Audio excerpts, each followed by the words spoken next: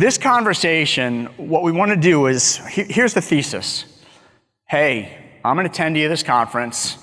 I'm from a small to mid-sized MSP.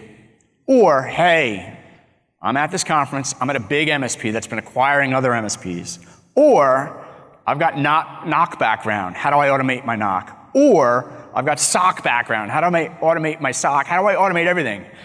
We wanted to find one person who has all those great experiences from all those various backgrounds and basically bring that to you live. And I'm thrilled to say that Ed and the team from marketing were kind enough to line up Mark Calzone for this conversation. Mark, come on up.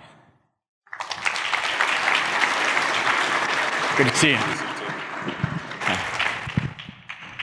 And as I mentioned, we're going to try and keep this interactive. We can't really see too well up here, so if there are questions, shout them out. But we want to warm up the room a little bit, right? Absolutely. First of all, it's great to see you. You too. Thanks for coming in. Absolutely. Truly appreciate it. Before we get into what you've automated, how you automated it, why you automated, give us the background. What is your role at Sourcepass? And then give us the backstory after that, how or during it, how you wound up at Sourcepass, because it's a great story. It's a great journey. Yeah, absolutely. So at Sourcepass today, I am VP of Operations and have a couple of departments that roll up underneath me, and have the pleasure of working with a lot of great teams there.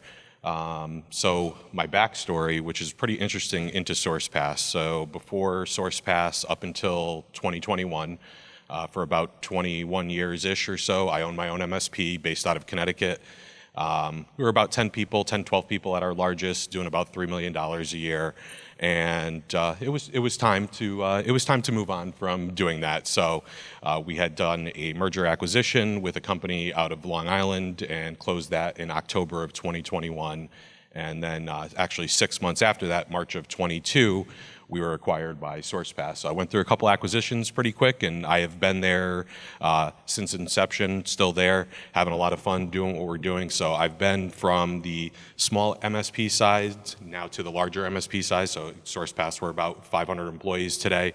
In the first 18 months of Sourcepass, we did 12 acquisitions, fully integrated them all into our ecosystem, put them all on the same RMM, PSA systems, back-end tools, EDR, et cetera. So it's been quite a journey getting there and learning that and moving forward with that. And then that brought us into the next journey of automation in our ROC. Well, congratulations. And I just want to check, AV team, I have microphone 4. It's okay to use that rather than lav. Thumbs up? Okay, excellent, great. So, well, that's a hell of a journey. Yeah, congratulations. So, my former life, blogging on Channel ED, I covered a lot of M&A over the years, and I was always impressed on the journey you were on. So, congratulations. When we talk about automation, there's a lot of geeks in the room. I'm a semi-geek. I'm dangerous enough to start touching the tools, and we're always tempted to like, hey, throw a tool at it, throw a tool at it, throw a tool at it. Let's back up a little bit.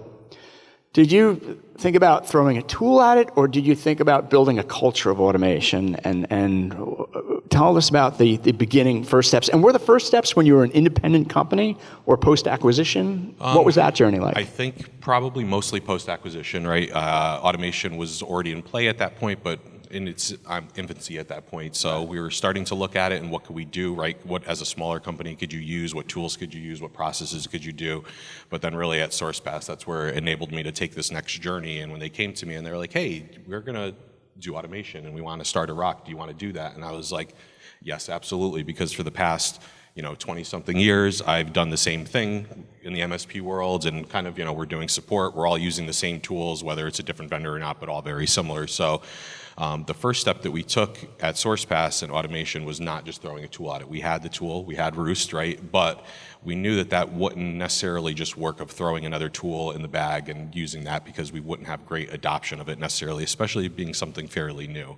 So we kind of took a look at it culturally and said, how are we going to get people to adopt this, right? Everybody was probably very nervous with automation and now AI of, are we going to lose our jobs? Is this going to replace us? How are we going to handle this? And our answer answer always Did was you, no. Yeah. Did you have to fake it a little bit in terms of initially and say, no, you're good, but Yeah. were you on a discovery journey as well in terms of how this would impact Oh, yeah. staffing? Oh yes, absolutely. Because you tell people that, and that's what we were thinking from the top. But I think everybody still wondered as we went and did it, is that really the truth? Is this what's really going to happen? And luckily, that's not what happened, and we're in a good place, and we're not replacing people. So we're just, I think, making everybody's lives better by doing automation, right? We've all worn a lot of hats and had a lot of late night calls of the ways we've handled things, and automation has allowed us to get rid of a lot of those barriers. Yeah. And when you say automation, and I'll ask a couple more questions, but I want to start seeing hands or even a shout out. Just interrupt me with the microphone. Say, hey, Joe, I got a question. It's okay to interrupt us. Automation can mean a lot of different things to a lot of different people, to a lot of different departments, to a lot of different processes. It's an elephant. How do you eat the elephant? Were there certain first bites you took?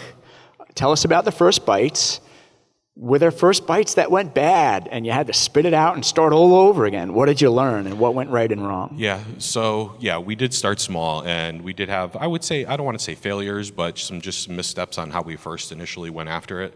And then we started kind of going around and talking to each department within Sourcepass, right? So in operations, we have got a bunch of groups. We've got our network operations, security operations department. We have our service desk. We have our professional services team. And on the other side of the house, we have finance, right? And CS and all those different groups. So we went and kind of surveyed all of them like, hey, what could you do better if you had a tool to do that better? What's your pain points today, right? So finance was like, hey, billing, true ups, right? How do we triage tickets? How are we handling security incidents in our SOC? And then that's kind of really what led us to where we started actually automating after we got their input. And there was still some pushback after that at that point because we needed to show people like what was the true value behind it. So the nice thing is then we kind of very slowly went into the groups that were very open to it. Our security department was because, right, anybody that's working in security knows that the flood of alerts that you could get just from even something non-malicious happening. So that was kind of our first baby steps into it, and then exploded after that. Exploded after that. Did you have particular KPIs that you had in mind or things you were tracking to say, yeah, we're seeing an ROI on automation? Yeah, the big thing that we did, we put into all of our workflows is what time we were saving when we're doing it. And so when we went to everybody, one, we told them we can't just automate thin air, right? You need to have a manual process already for us to follow and work on that automation. And then we need to know how long did that manual process take you, or at least estimate how long it took you, and we work those numbers in. So that was our main KPI at first, and then now it's built into more ROI. Were we able to get rid of some other software packages by doing automation? We were able to bring customer CSAT scores up by doing automations, which is huge, right? That's what was really where the ultimate goal wanted to be. Got it. Let me pause there. Do we have questions in the room? I'm not going to settle for crickets, folks. I know there's questions out there. And I'm going to step down off the stage, Mark. And if you can't see me at any point, just tell me and I'll tell you where I am in the room, because it's tough to see you here. Okay, question up front. Yes, sir. Just your first name and a little bit of background on your role or company. No, I can't hear you yet. It should have been on when you handed it. Yeah, mic 4, here we go. All right, my name is Jack Purcell. I'm the Director of Automation for Rudic Innovation Technology. We're a small 20-person MSP in Dallas, Texas. What would you say is the thing that you've automated that shocked you the most, whether in terms of feedback from the people you're helping or just in terms of results? Oh, that's a good question, and we've done a lot. I would say the thing that we've automated the most, it's really that's hard because we've done a lot of great work in the past few years. I think probably some of our ticket triaging in service and our security, the way we're triaging tickets and doing correlation on alerts within our security team, because right, cybersecurity and security incidents are only getting worse throughout every year and month that we pass by. So for us to correlate all those events and put them together and get them in the right person's hand and eyes to look at it, and for us to be able to respond quicker, that's huge, right? Next biggest thing, as we onboard employees internally, right, and doing automation there and saving time there, that's been huge, right? Because we're still, even though we're a larger company, it doesn't mean we're just hiring unnecessary employees to perform tasks. So that's really where I think Roost has stepped in, where we're not necessarily replacing people with it, but we're augmenting what they're doing with the tool. And then really on the customer side is really where you want to go next. Not necessarily offering them automation. We want to do that too and have automation as a service. But how do you differentiate yourself from the next MSP, right? For the most part, we're all the same. We're all using the same tools, using the same processes, or very close, right? Even if you're 20 people or 500 people. And I think that's where you can differentiate. And when somebody sees like, oh, hey, yes, when you got our ticket in, it got routed properly, the right resources were put on it, we put the right agreement on it, with the right team territorially is assigned to it. So that's really noticed, right, from the customer at that point, and they see that efficiency that you've gained there and that you are really able to take care of them in the most efficient manner. Got it. And we have a question right here about the second table back. And then the next question will be in the middle of the room. I may jump in with a question in between the two questions. So go ahead, sir. Yep, works. So my name's Seth, out of Salt Lake City, and I manage the knock and sock services for our MSP. I was curious about your tying CSAT to automation and how you're kind of prove that KPI.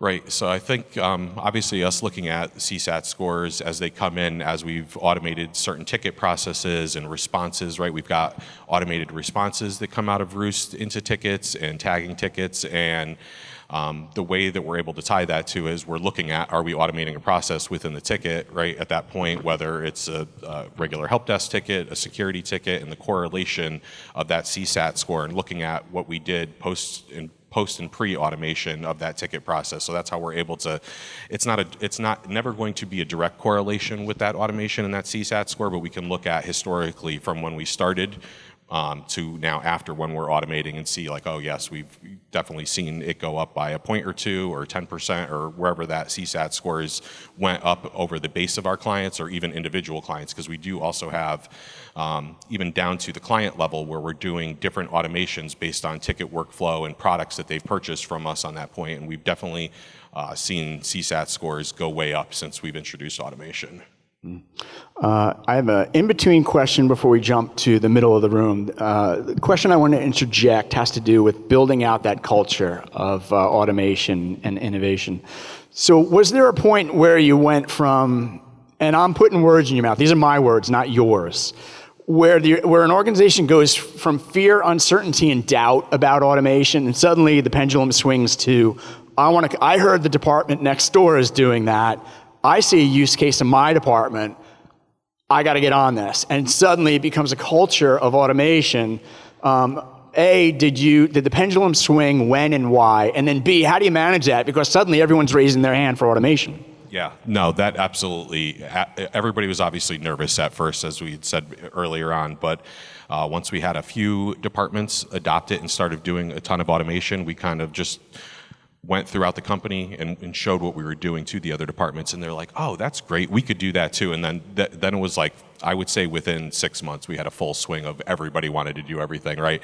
And Graham Rosenberg's here, our director of our ROC, and it was like, whoa, now we went from having 5 tickets that we're working on to 100, and how do you manage that, right? And work through that and look through it kind of, what's going to have the biggest effect on the entire organization too as you're doing automations, right? We're doing things per department, great, right? It helps everybody, but then we had to step back and take a bigger look and how do we prioritize what automations we're doing, what's going to affect the org top down and across the whole org and not just certain departments. So that was the next step that we took within there. Okay, all right, great, thank you. We have a question in the middle of the room, and I just want to point out the right side to the middle of the room is dominating the early question area, so I want some questions from over here, but go ahead. Hi, I'm Jeff Detloff with Courser, head of AI strategy. We're a PE-backed national MSP with about 500 employees. I'm curious if you have automation initiatives that will help account managers and solution sellers, not just traditional, MSP delivery services. Yep, so yes, the answer is yes on that. So we're doing everything from as simple as automating renewals that are coming through, right? We do, I would say, most of our purchasing through PAX 8, right? So we've got custom integrations that we're doing with PAX 8 and working on software renewals, automating quoting processes that come through into our solutions team from our account management team. So yes, absolutely. I would say at this point, there's probably not one group within our organization that's not doing some type of automation within the company at this point. So we're definitely able to scale and use it throughout the entire company. And we've got some investors in our company too, and it's always a big question. They're like, hey, so you're using this software package Roost, and what are you getting out of it? And then we're able to show them the time saved and what we're doing and how we're able to turn around quotes faster and get renewals done quicker. And that's really helped out those groups greatly. Especially the billing side, finance and billing, and getting your customers out bills accurately and on time and quickly and getting paid on them. Huge way to automate right there too. Got it. And I think you can see me. Yeah. I have another question. Any other questions in the room? Okay. My question has to do with what Aaron presented earlier, sort of like there's automation and then there's plugging an AI brain into automation. Have you begun to think about that? Have you begun to dabble in it, or is that future talk? No, we have. So another initiative of ours is that we're tying in, obviously, AI into the automation world now too, on our side.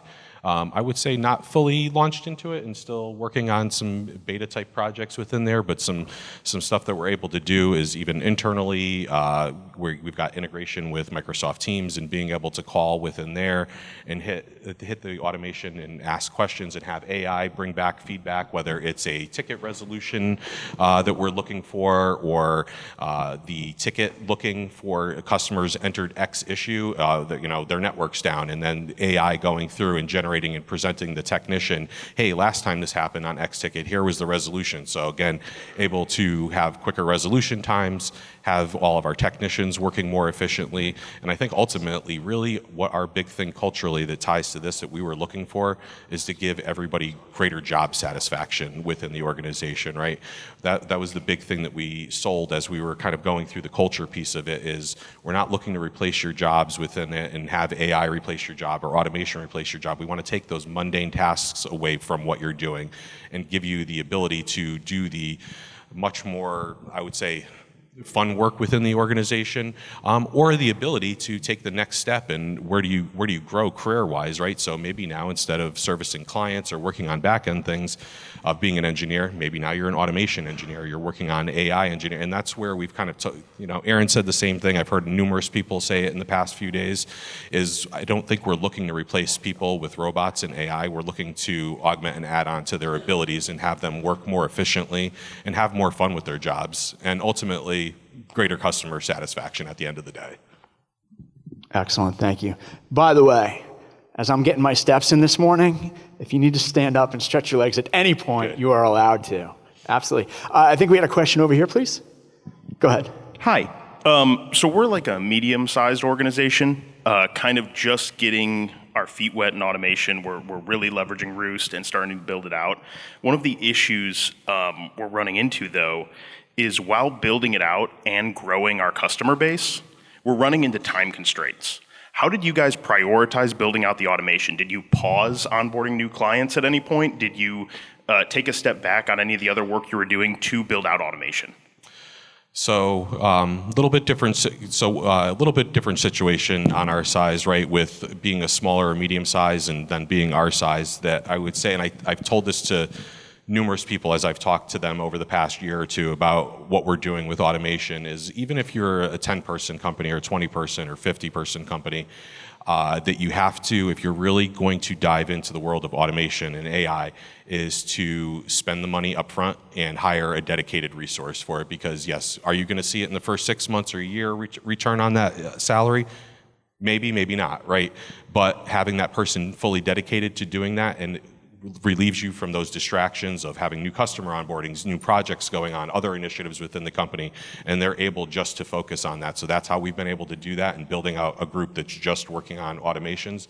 The only time that we've ever paused anything was, do we have competing priorities of what automations we're working on at this point? And then we would kind of just reprioritize what we're doing. Is this automation going to enable us to do more across the whole organization? Is it just helping one group? And then take a look at that holistically.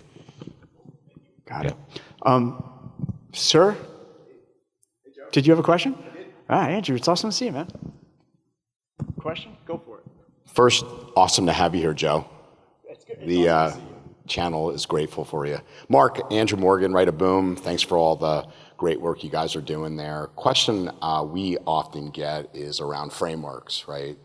So let's just talk CIS for a minute, because that's one at least that is prescriptive in nature. I'm curious, to do that at scale, have you guys looked at ways to say, hey, is this control across customers implemented or not implemented? And have you guys taken that into consideration at all? We've discussed it. It's a little bit of a harder one to take a look at, and how you're going to do that holistically across your base if you're looking at different controls. But definitely top of mind, right, with our security. We also, within our security group, have a risk and compliance group that works for our customers, and we have our own internal security team that is looking at the Sourcepass side of those controls.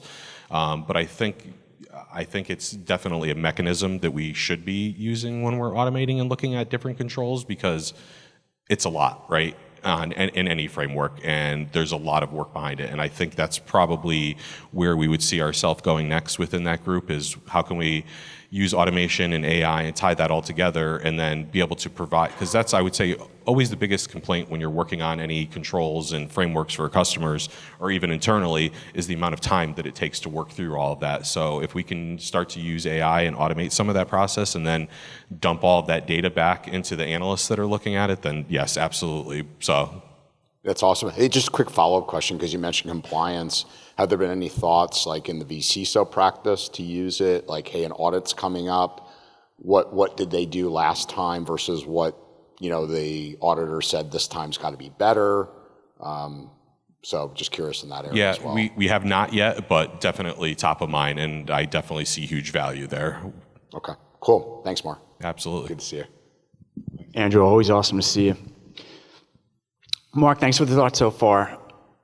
Just trying to take a scan of the room. Okay, let's talk about your C-suite, your executive team, and I'm going to come back up to step back into the light. Your C-suite, are they in these dashboards? Do they care?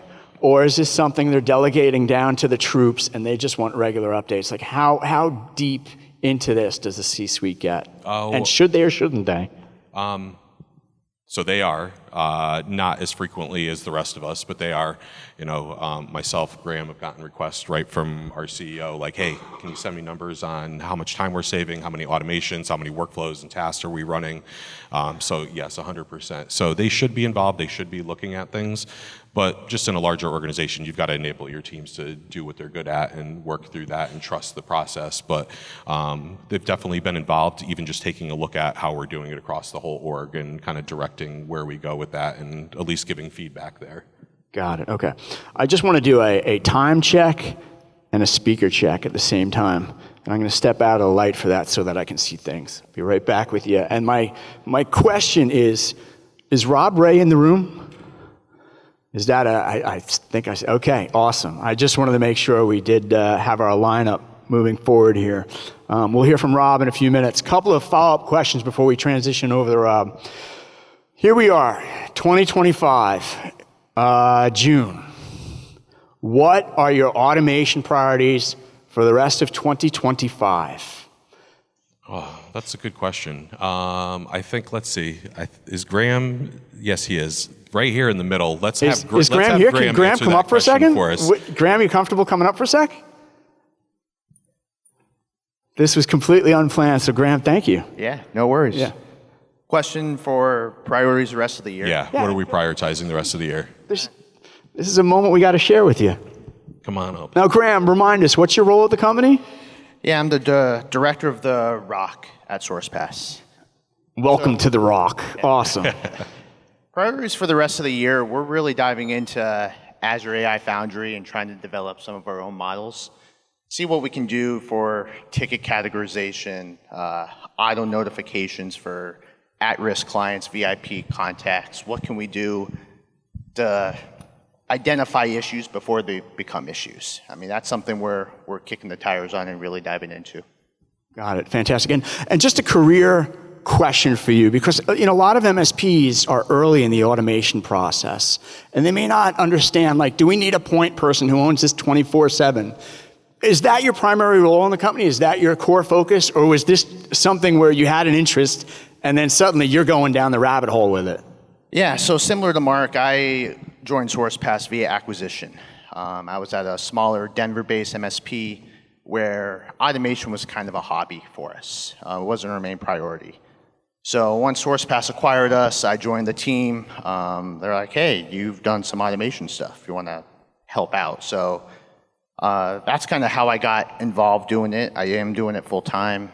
I'm the one talking to all of our different department leads, department heads, figuring out what their processes are, identifying what is a good process to automate, sometimes helping them define what the process is, because I'm sure everyone can relate here, not every process is documented, and you can't really automate something that isn't documented.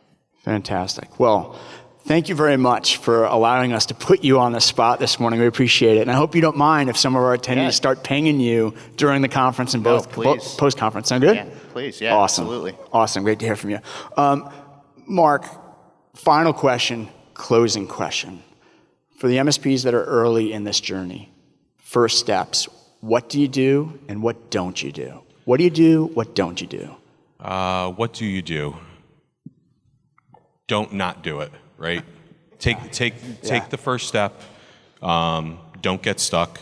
Build out the process, though. Build out a 90-day plan. That was the first thing. 90-day plan. That's the first thing that Graham and I worked on and worked through as we rolled this out within Sourcepass and got buy-in from the top down with the plan and what the action was going to be. And then to answer the question over there that I answered is you have to, even if you're 10 people or 20 people, just because it's the way the industry is going and it will make you more efficient, hire at least one dedicated person that is working on this for you. And it could be doing internal automations. It could be doing automation as a service and building out automations for your customers. I think what you do not do, right, is don't not do this. And when I say that is don't get stuck and looking at what process should you do first. Just pick one and go, right? After you build out the plan, just go and don't get stuck in the minutia of, okay, hey, where are we going to save the most time? What is this going to do? Pick out a couple of things that you see as your top 3 biggest issues within your organization, and then work with those. And then I think from there, it comes naturally as you grow and your organization adopts it, whether you're small, medium, or large. Those are my 2 biggest pieces of advice in this that we've seen be hyper successful for us. Fantastic. Now, for the rest of the conference, are you around a little bit in case people want to come up to you, ask you guys questions? Yeah, absolutely. Come up and talk to us and how we've worked through this, and we'll be more than happy to go through and even show you guys some automations that we've done throughout the organization. Fantastic. Well, thank you again, both of you, and our surprise guest, thank you, Graham, for sharing some expertise with us this morning and some real-world examples of success and challenges. Really appreciate your time. Absolutely, and thank you to Aaron and Roos. We really appreciate it. One thing I did want to just throw out there really quick is it was definitely an honor to come on and present right after Aaron, and I also told Rob that I'm now more important than him because I got to present before him for the first time ever in my career. So, but he's a great guy. I'm sure he's got really great information for you. Thank you, everybody. We really appreciate it. Have a good conference.